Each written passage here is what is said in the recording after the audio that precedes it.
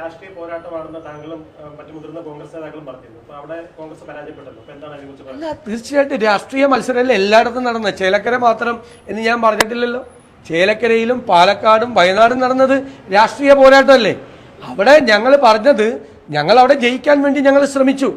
പക്ഷേ 40,000-ഓളം വോട്ടിന് CPM ജയിച്ച 2021 അസംബ്ലി സീറ്റിൽ ഞങ്ങൾ CPM-ന്റെ ഭൂരിപക്ഷം 12,000-ആക്കി കുറച്ചു. കുറെ കൂടി പരിശ്രമിച്ചിരുന്നെങ്കിൽ കുറെ കൂടി നല്ല പെർഫോമൻസ് ചെയ്യാൻ പറ്റുമായിരുന്നു. ഞങ്ങൾ നന്നായി അവിടെ വർക്ക് ചെയ്തു. ഒരുപക്ഷെ പാലക്കാടിനേക്കാൾ നന്നായി വർക്ക് ചെയ്തു. പറഞ്ഞല്ലോ, അതിനെന്താ? അല്ലല്ലോ, അങ്ങനെയല്ല. എല്ലായിടത്തും രാഷ്ട്രീയ. പാലക്കാട് എന്താ രാഷ്ട്രീയ മത്സരമല്ലേ? സൗന്ദര്യ മത്സരമാണ് നടന്നത്. അല്ല, പാലക്കാട് സൗന്ദര്യ മത്സരം നടന്നതാണ്. അല്ല, അത് ചേലക്കരയിൽ പ്രസംഗിക്കുമ്പോൾ പറയും ഇവിടെ രാഷ്ട്രീയ മത്സരമാണ്. പാലക്കാട് നടന്ന സൗന്ദര്യ മത്സരമാണ്. എല്ലായിടത്തും നടന്നത് രാഷ്ട്രീയമായ മത്സരവും രാഷ്ട്രീയമായ കാര്യങ്ങൾ. എത്ര വിവാദങ്ങളും എത്ര പ്രശ്നങ്ങളും ഉണ്ടായി. ഞാൻ പറഞ്ഞില്ലേ, പാലക്കാട് എന്തെല്ലാം ഉണ്ടായി. കത്ത് വിവാദം, പാതിരാ നാടകം, പെട്ടി വിവാദം, സ്പിരിറ്റ് വിവാദം, സന്ദീപ് വാര്യർ വിവാദം, അവസാനം പരസ്യ വിവാദം.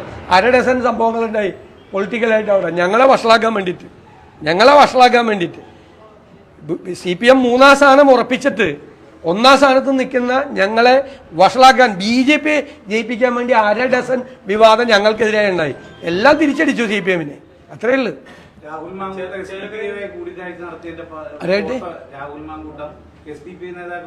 ഒരു SDP നേതാക്കളുമായിട്ട് രാഹുൽ മാങ്കൂട്ടത്തെ കൂടുതൽ പല സ്ഥലത്തും സ്ഥാനാർത്ഥി പോകുന്ന സ്ഥലത്തും പലരുമായിട്ട് ഒപ്പം നിന്ന് ഫോട്ടോ എടുക്കണ്ടാവും.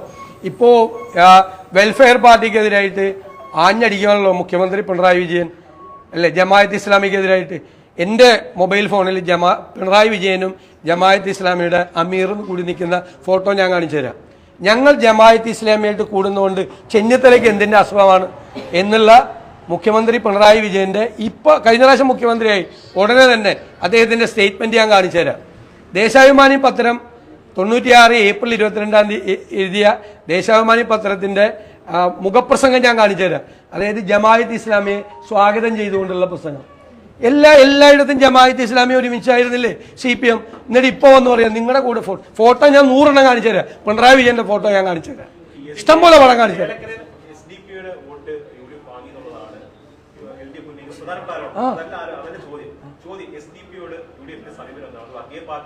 അല്ല, ഞങ്ങള് പാർലമെന്റ് തെരഞ്ഞെടുപ്പിൽ ഞങ്ങളുടെ നിലപാട് ഞങ്ങൾ വ്യക്തമാക്കില്ല. അവര് പരസ്യമായി ഞങ്ങൾക്ക് പിന്തുണ പ്രഖ്യാപിച്ചപ്പോൾ ഞങ്ങൾ അന്നങ്ങനെ ഒരു നിലപാട് സ്വീകരിച്ചല്ലോ, അല്ല എടുത്തല്ലോ.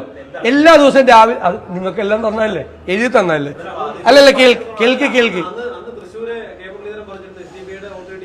അത് തെരഞ്ഞെടുപ്പിലെ സ്ഥാനാർത്ഥികൾ എല്ലാവരും വോട്ട് വാങ്ങിക്കും. ഞങ്ങൾ ജനറലി പറഞ്ഞു, നിങ്ങൾ ആരും പിണറായി വിജയനോടൊരു ചോദ്യം ചോദിച്ചില്ലല്ലോ.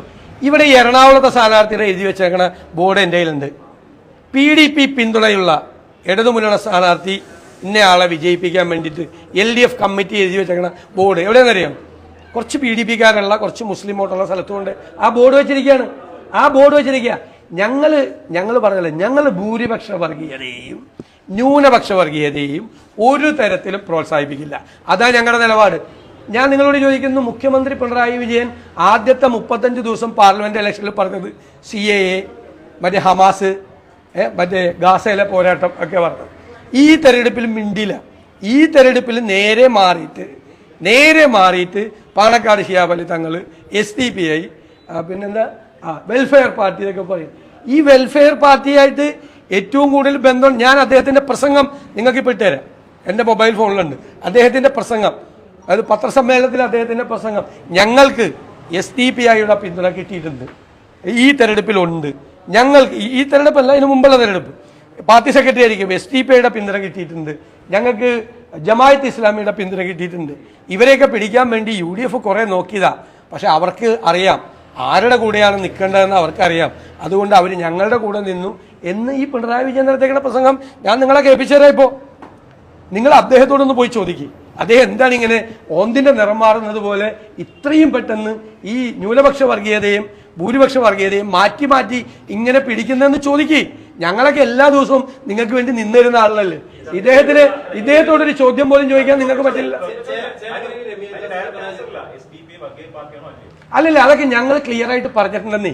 എല്ലാ ദിവസവും രാവിലെ എഴുന്നേറ്റ് പറയേണ്ട ആവശ്യമില്ല. പാർലമെന്റ് തെരഞ്ഞെടുപ്പിൽ ഞങ്ങൾ പറയുന്നുണ്ട്, ഞങ്ങൾക്ക് ഞങ്ങളുടെ നിലപാട് ഇതാണ്. ഞങ്ങൾ എനിക്ക് അല്ലല്ല, ഓരോ പാർട്ടിയും ഞാൻ ലെറ്റ് മീ കംപ്ലീറ്റ്. നിങ്ങൾ എല്ലാവരോടും ചോദിച്ചു, ഓരോ പാർട്ടി വർഗീയത പാർട്ടിയാണോ മതേതര പാർട്ടിയാണോ ഉള്ള അളവുകൾ എടുക്കുന്ന ആളുകളല്ല ഞങ്ങൾ. ഞങ്ങളുടെ നിലപാട് ഞങ്ങൾ സെക്യുലർ സ്റ്റാൻഡാർഡ്. ഞങ്ങൾ ഭൂരിപക്ഷ വർഗീയതയും പ്രോത്സാഹിപ്പിക്കില്ല.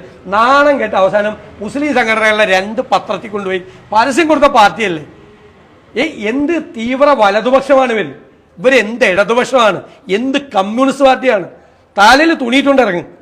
അവസാനത്തെ ദിവസം വർഗീയത ആളിക്കത്തിക്കാൻ വേണ്ടി സംഘപരിവാർ പോലും നാണം കെടുത്തുന്ന രീതിയിൽ, അവര് നാണം കെടുത്തുന്ന രീതിയിൽ 2 മുസ്ലിം പത്രത്തിൽ മാത്രം വർഗീയത ആളിക്കത്തിച്ചുകൊണ്ട് പരസ്യം കൊടുത്തതിനെ പറ്റി അത് ചോദിക്കുക.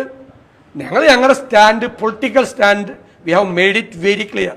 ആദ്യം മുതലേ ഒരു കോംപ്രമൈസും ഇല്ല, ഒരു രീതിയില്ല. അല്ല, ചേലക്കരയിലെ പരാജയത്തിന് എനിക്കുണ്ട് ഉത്തരവാദിത്വം. ഞാൻ ഏറ്റെടുത്തു. ഞങ്ങൾ 40,000 വോട്ടിന് തോറ്റ സ്ഥലത്ത് 12,000 വോട്ടാക്കിയത് കുറച്ചതിന്റെ അഭിമാനം ഞങ്ങൾക്കുണ്ട്. 28,000 വോട്ടാണ്, വെറുതെ 1-2 വോട്ടല്ല, 28,000 വോട്ടാണ് ഞങ്ങൾ കുറച്ചത്. 28,000 വോട്ട് സി പി എമ്മിന്റെ ഭൂരിപക്ഷം കുറച്ചതാണ്. അല്ല, അപ്പൊ അവിടെ 75,000 വോട്ട് പുറകെ പോയതിന് ആർക്കാ ഉത്തരവാദിത്തം? അല്ല, വയനാട് 75,000 വോട്ട് പുറകെ പോയതിന് ആർക്കാ ഉത്തരവാദിത്തം? ആ സി പി ഐക്കാരെ പറ്റിച്ചാണ്. വോട്ട് ചെയ്യാൻ പോകാതിരുന്ന് സി പി എംകാര് പറ്റിച്ചാണ് ആ സി പി ഐക്കാരെ, പാവങ്ങളെ. വോട്ട് ചെയ്യാൻ പോകാതിരുന്ന് 75,000 വോട്ടാ സി പി ഐയുടെ സ്ഥാനാർത്ഥിക്ക്, LDF സ്ഥാനാർത്ഥിക്ക് അവിടെ കുറഞ്ഞത്. മനസ്സിലായില്ലേ?